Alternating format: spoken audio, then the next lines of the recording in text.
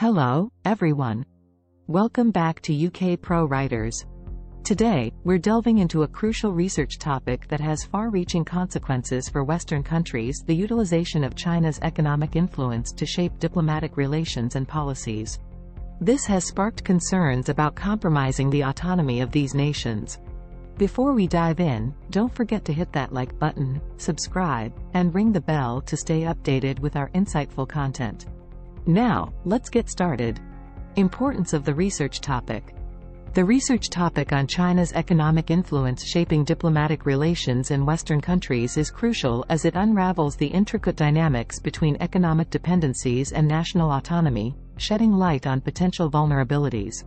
Understanding how China's economic clout impacts Western nations is paramount for policymakers, providing actionable insights to navigate the delicate balance between economic interests and diplomatic autonomy. With real-world examples showcasing the tangible consequences of such influence, this research contributes to a nuanced understanding of the geopolitical landscape, enabling nations to make informed decisions in safeguarding their autonomy. Real-world examples.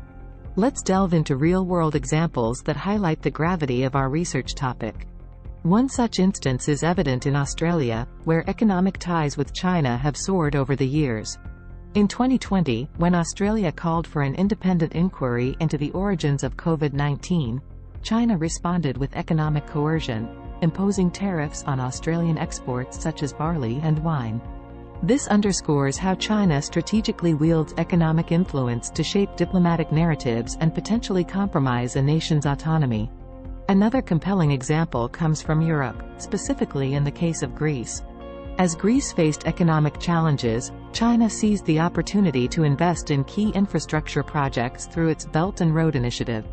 While these investments promised economic benefits, concerns arose about Greece's growing dependence on China and the potential influence it could exert in shaping Greek policies.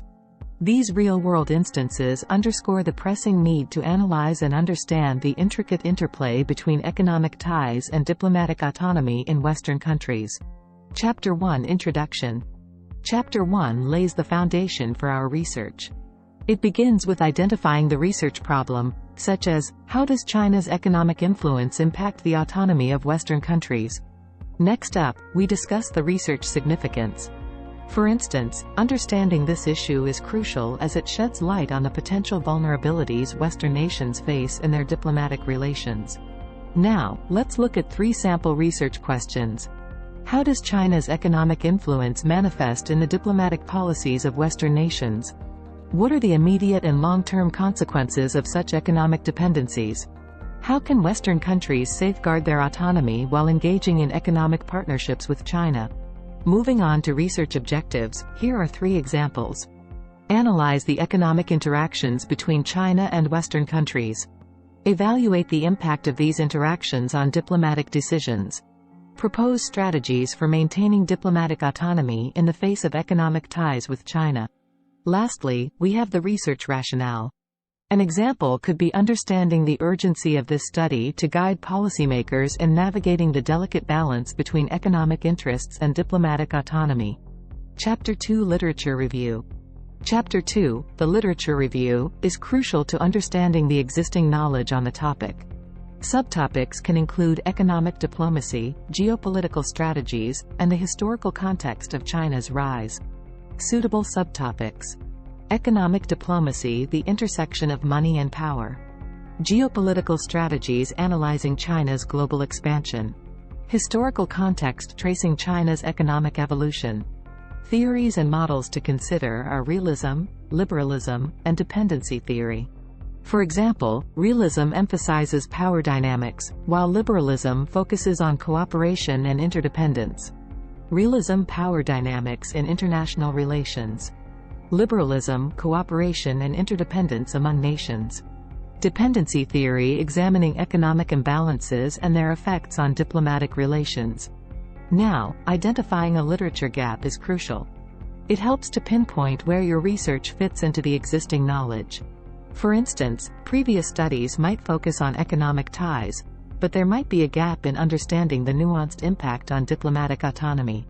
While existing literature explores economic ties, A gap exists in understanding the specific implications of China's economic influence on the diplomatic decision-making of Western countries.